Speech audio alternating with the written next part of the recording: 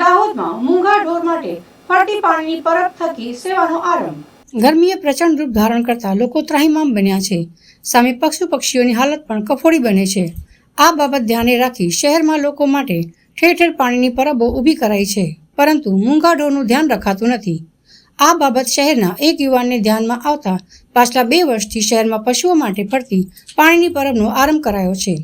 દાહોદ શહેરના પુરબિયાવાડામાં રહેતા યુવાન રૂપલભાઈ શુકલને 2 વર્ષ અગાઉ ગરમીના સમયે ફરતા ઢોરોને પાણીની તકલીફ પડતી હોવાનું ધ્યાને આવતા ગયા વર્ષે ફરતી પાણીની પરબ શરૂ કરવાનો વિચાર આવતા રૂપલ અને તેની ટીમ દ્વારા ગયા વર્ષથી મૂંગા પશુઓ માટે ફરતી પાણીની પરબ શરૂ કરવામાં આવી હતી.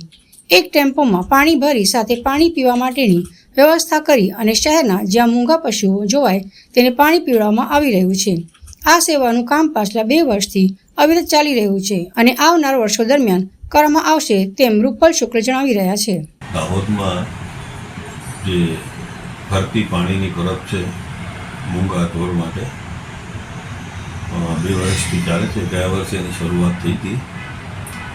માણસ હોય તો કોઈની પાસે માંગીને પાણી પી લે.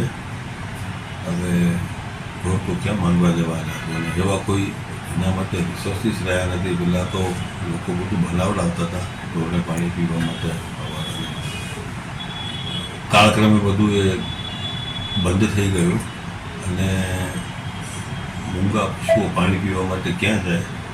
તો ગયા વર્ષે આવો વિચાર આવ્યો હતો કે આપણા માટે ફરતી પરબ બનાવવી જોઈએ. તો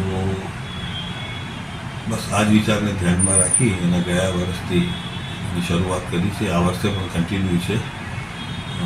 ઉનાળાના 3 મહિના માટે નીકળી અને છોકરાઓ પાણી પીવડાવે છે. ઈશ્વર કૃપા કરશે તો આ છીએ ત્યાં સુધી ચાલ્યા કરશે. બસ અસ્તુ. શું નામ તમારું? રૂપલ શુક્લ.